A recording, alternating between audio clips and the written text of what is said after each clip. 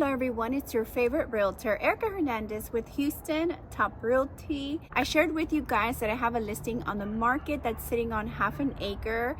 I'll be linking that video right here. If you need more information or want your private tour, please reach out to me. I do want to wish you a happy February. Hopefully you get to enjoy some time with your loved ones on Valentine's Day. Now that Galentine's is also popular, maybe you might do that with some of your friends. On today's video, I wanted to share the top 3 things homeowners love to do that we really need to stop.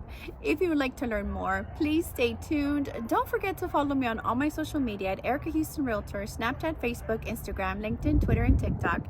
And go to my website at www.erikahoustonrealtor.com. Alright guys, so on today's video, we're going to talk about the 3 top things that homeowners love to do that as a realtor, I'm going to suggest you stop doing. Number 1, I'll be talking about home additions. Number 2, do it yourself. Number 3, garage conversions. If you want to hear more about each one, stay tuned.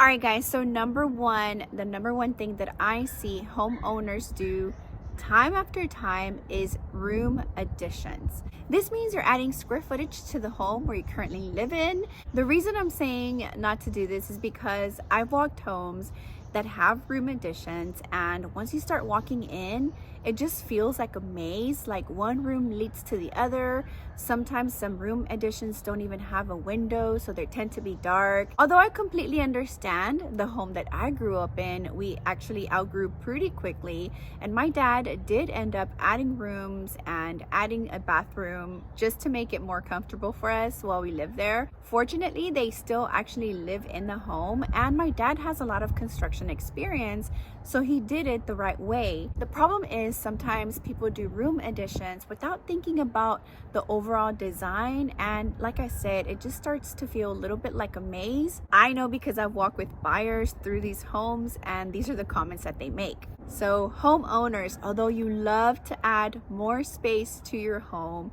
I highly recommend you stop doing this. Why don't we look into helping you purchase a bigger home and leave that one alone for the next person who needs that starter home. Moving on to number 2, which is your DIY, your do it yourself. Although homeowners love to do it yourself, I highly recommend that if it's something you have never done in the past, that you hire someone who knows what they're doing. Although there are small things that we think that we can do ourselves, sometimes you end up spending more money because someone has to come behind you and correct what you messed up in your home, which should cost you so much money. The other reason why I'm against do it yourself is because buyers who are shopping can tell if something looks more like a DIY project or it was done by a professional. Now, if you have experience with do-it-yourself projects, it may not be noticeable, so I might not be talking to you. I'm talking to people who do projects at home that probably don't have much experience in the field. Homeowners, I know you love to do it yourself, all these projects in your home, but I suggest you please stop doing that. Hire someone who knows what they're doing. Finally, number 3, garage conversions. Right now, I'm right in front of this beautiful detached 2-car garage. As a realtor, I highly suggest you stop converting your garages into bedrooms. This is a unique situation here because it's detached and actually has a super long driveway. Behind this fence, there's a lot of space, and in front of me, there's a lot of space. But what I'm referring to is when the garages are attached to the property and people decide to actually convert it into a bedroom. In some cases, I've seen where people convert half of the garage. Half of the garage will actually be either storage space or a really small bedroom, which leaves you space to only park 1 car. And as you open the garage doors, you do see where they converted half the garage. It just doesn't make the house marketable. I think it's an amazing idea to convert your garages into apartments if you have a lot of space. For example, we have half an acre here, so there's room to grow. Could the homeowners possibly make some income off of it? Absolutely. Will it hurt the sale of the home, the marketability? Garage apartments typically do not kill the deal unless it's a family that really does not have a use for it. If they don't have teenagers in their family that possibly would love the space, or if they're not interested in sharing their space with strangers, it might not work out for them. Typically though, people do appreciate the extra income. Again, the garage must be detached and you should have a lot of space in your property. Anyone who has a garage that is attached to your home, I'm speaking to you.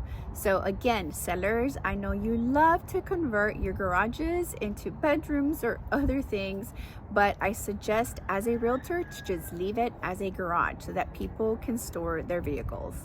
All right, guys, so those were the 3 tips for today. If you're interested in discussing any other further tips, please reach out to us. I think the number 1 tip I want to give you today is if you're planning to do anything to your home, reach out to your realtors. It doesn't take very long to start that conversation and just quickly ask, hey, what do you think about this idea? I'm thinking about doing this. Could this hurt my home?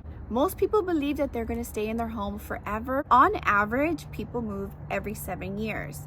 So I want you to be really careful with some of the things you do to your home so that in the event you have to sell, it doesn't affect your home when you put it on the market. I hope you have an amazing February. I love you guys for watching and I can't wait to see you next week.